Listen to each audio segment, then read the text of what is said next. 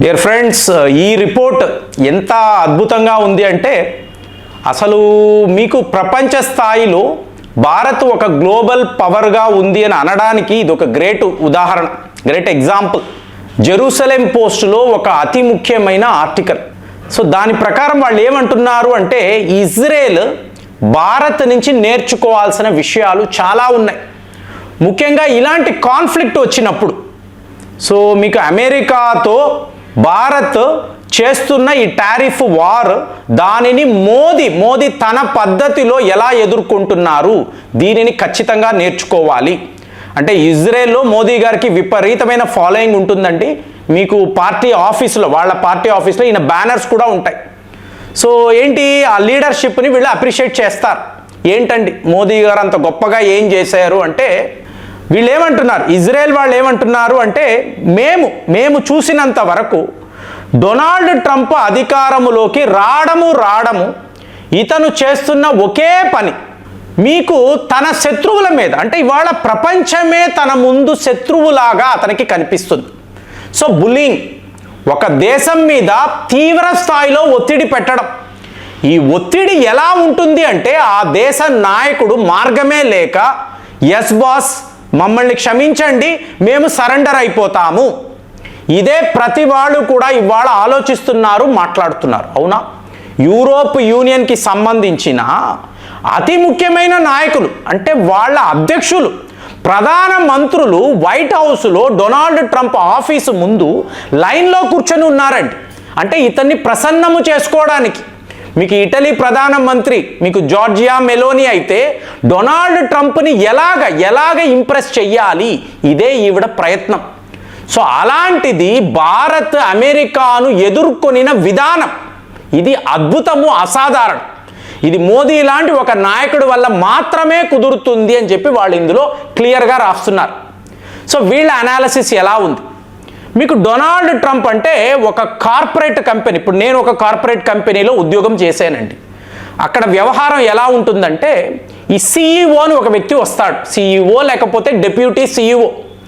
ఈయన రావడము మీ ఎంప్లాయీస్, మీరందరూ ఎంప్లాయీస్ కదా, మేమందరం ఎంప్లాయీసే, మా మీద ఎలాంటి ఒత్తిడి పెడతాడు అంటే పరిగెత్తాలి, మీరు పరిగెత్తిస్తూ ఉంటాడు. అంటే అతని టర్మ్స్లోకి మీరు వస్తున్నారా పరీక్షిస్తూనే ఉంటాడు. ఎవ్రీడే మీకు ఇది ఒక టార్చర్లా ఉంటుంది. రాత్రి 1 గంటకు కూడా నేను ప్రజెంటేషన్ తయారు చేసిన సందర్భాలు ఉన్నాయి. అంటే నా మీద ఎంత ఒత్తిడి ఉందో అంటే ఇతను నా కోసం పని చేస్తాడా తెలుసుకోవడానికి. ఫైనల్గా ఏమవుతుంది, ఇరు గ్రూప్స్, ఇతన్ని ఫాలో అయ్యే ఒక గ్రూప్, ఇతనికి వ్యతిరేకంగా ఉండే ఒక గ్రూప్, దీనిని వీళ్ళు పసిగడతారు. ఇంకా చెప్పాలంటే ఎన్నో రకాలుగా టాక్టిక్స్. అందులోనూ మీ కంపెనీలో, మీ కార్పొరేట్ కంపెనీలో మహిళలు ఎక్కువ ఉంటే, సారీ నేను ఇలా అంటున్నా ఏమనుకోకండి, కొంతమంది మహిళలు దీన్ని అడ్వాంటేజ్గా తీసుకుంటారండి. ఇప్పుడు నేను చూసింది, ఇప్పుడు మేము కష్టపడి ఉద్యోగాలు చేస్తాము, ఇంతలో ముంబై నుంచి ఒక మహిళ వస్తుంది.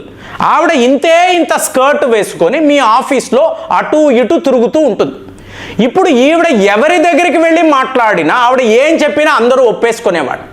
సో కొంతమంది మహిళలకు ఉండే అడ్వాంటేజ్.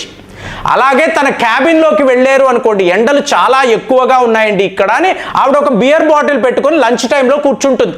అబ్బో, ఇంత పాష్గా, ఇంత సాఫిస్టికేటెడ్గా ఈవిడ ఉన్నారని అందరూ కూడా ఆవిడ ఏం చెప్తే అదే వినేవాడు. ఇదంతా మనం చూసాం. సో ట్రంప్ కూడా ఏంటి, అమెరికాను ఒక కార్పొరేట్ కంపెనీలా చూస్తున్నాడు, అందులో తాను ఒక సిఈఓ.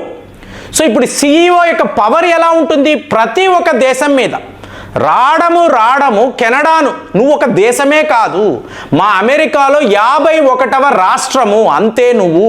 గ్రీన్లాండ్పై మేము దాడులు చేస్తాము, దండయాత్ర చేసి ఆ దేశాన్ని మేము కబళిస్తాము.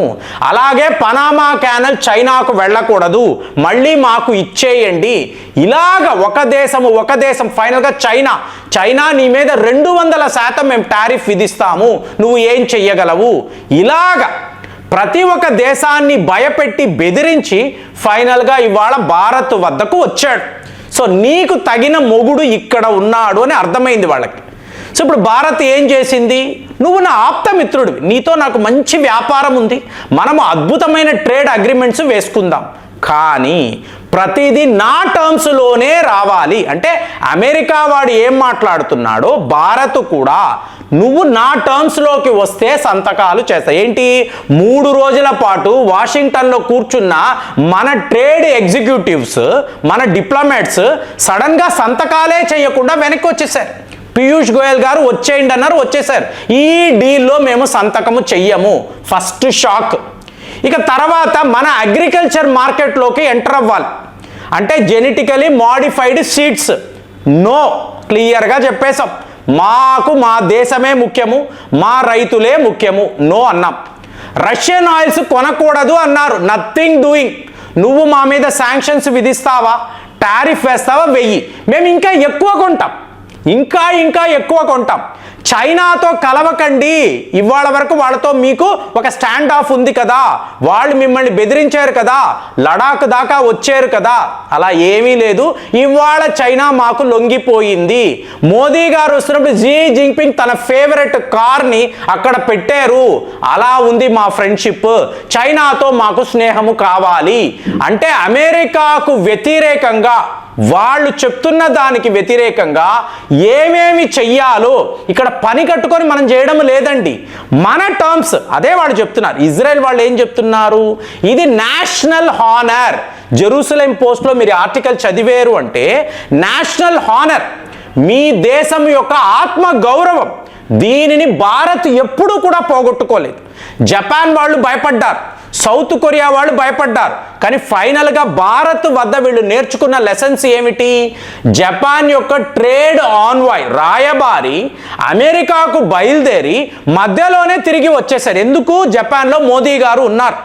ఓహో, మనము అమెరికాను ఇలాగే హ్యాండిల్ చెయ్యాలి, వాడి బెదిరింపులకు మనం భయపడ్డాము అంటే పూర్తిగా మనల్ని కబళిస్తాడు, నథింగ్ డూయింగ్ అనుకొని జపాన్ వాళ్ళు కూడా, ఇప్పుడు ఇవాళ జపాన్ ప్రజలను మీరు చూసారో అనుకోండి, వాళ్ళ ప్రధానమంత్రిని హెచ్చరిస్తున్నారు, నువ్వు అమెరికా చెప్పినట్టు వాళ్ళకి లొంగిపోతే ఇమీడియట్గా రాజీనామా చెయ్యి, నువ్వు పదవిలో ఉండకు. ఎవరు, జపాన్ ప్రధానమంత్రికి వాళ్ళు చెప్తున్నారు. సో ఈ టైప్లో భారత్ యొక్క మోడల్ని తీసుకున్నారు అనుకోండి. ఇజ్రాయెల్ వాళ్ళు అదే అంటున్నారు. మన దేశ ప్రధానమంత్రి బెంజమిన్ నెతన్యాహూని చూడండి, ఇతను డొనాల్డ్ ట్రంప్ని ఎలా ప్రసన్నము చెయ్యాలి. ఇంతకు ముందేమో జో బైడెన్ చుట్టూర్తా తిరుగుతూ ఉన్నాడు, నాకు డబ్బు కావాలి, ఆయుధాలు కావాలి, ఇలా హమాస్ మీద యుద్ధము, ఇలా మాట్లాడుతున్నారు. ఇప్పుడు డొనాల్డ్ ట్రంప్ వచ్చిన వెంటనే నా ఆప్తమిత్రుడివి, నాకు డబ్బు ఇవ్వు, నాకు ఆయుధాలు ఇవ్వు, నేను ఇరాన్ మీద యుద్ధము చేస్తాను. ఇదే అంటే మీకు అమెరికా, ట్రంప్ మా బాస్, వాళ్లను ప్రసన్నము చేసుకోవడానికే మా దేశాలు ఉన్నాయని చెప్పి ప్రతి వాళ్ళు భావించడం, ప్రతి వాళ్ళు భయపడడం. ఇప్పుడు చూడండి, వాళ్ళ ట్రేడ్ సెక్రటరీ ఏమంటున్నాడండి, అమెరికా ట్రేడ్ సెక్రటరీ, కెనడా మా మీద ఇలాగే యాక్షన్ తీసుకోవాలి అన్నారు. ఇవాళ చచ్చినట్టు వాళ్ళు మాకు సరెండర్ అయిపోయారు. అక్కడ సరిగ్గా ఉద్యోగాలు కూడా లేవు, ఇన్ఫ్లేషన్ పెరుగుతుంది. అమెరికాతో ఎవరు పెట్టుకున్నా ఫైనల్గా శిక్ష ఇలాగే పడుతుంది. రేపు ఇంకొక 2 నెలల్లో భారత్ మా వద్దకు వచ్చి, మా టేబుల్ దగ్గరకు వచ్చి మమ్మల్ని క్షమించండి అని ఆ మోదీ అడుగుతాడు చూడండి అని చెప్పి వాళ్ళ ట్రేడ్ సెక్రటరీ మాట్లాడాడు. కానీ ఇవాళ ఇజ్రాయెల్ నుంచి వార్తలు ఏమిటి, భారత్ అమెరికాను హ్యాండిల్ చేసిన విధానము ప్రతి ఒక్క దేశము కూడా నేర్చుకోవాలి. ఈ బుల్లింగ్, ఈ ప్రెషర్ టాక్టిక్స్ నుంచి బయటపడాలి అంటే మీకు మీ దేశం పట్ల ఆ భక్తి ఉండాలి, మీ ఆత్మ గౌరవాన్ని మీరు కాపాడుకోవాలి. ఎవరి ముందు మేము తల వంచమని చెప్పి భారతీయులు ఇవాళ సగర్వంగా చెప్పుకుంటున్నారు. ప్రపంచ దేశాలు ఇది చెయ్యలేకపోతున్నారు. ప్రతి వాళ్ళు అమెరికా యొక్క ఈ బుల్లింగ్కి లొంగిపోతున్నారు, భయపడి వాళ్ళు సరెండర్ అయిపోతున్నారు. భారత్ మాత్రం ఇవాళ వరకు కూడా ధైర్యంగా అమెరికాను ఎదిరించారు. సో మనము కూడా అదే చెయ్యాలి, మనమేమి వాళ్ళ బానిసలము కాము, ప్రజలు అదే కోరుకుంటున్నారని చెప్పి ఇజ్రాయెల్ యొక్క మీడియా ఇవాళ భారత్ను, మోదీ గారిని ఆకాశానికి ఎత్తడం, మీరు అద్భుతంగా అమెరికాకు బుద్ధి చెప్పారని అనడము చాలా గొప్పగా అనిపించింది. మరి ఈ ఆర్టికల్ కుదిరితే మీరు గూగుల్లో చదవండి, చదివి వాళ్ళు ఏం మాట్లాడారో, వాళ్ళు ఎందుకు ఇలాంటి విషయాలంతా ప్రస్తావిస్తున్నారో ఒక్కసారి ఆలోచించి కామెంట్స్లో రాయండి. మళ్ళీ వచ్చే వీడియోలో కలుద్దాం. జై హింద్.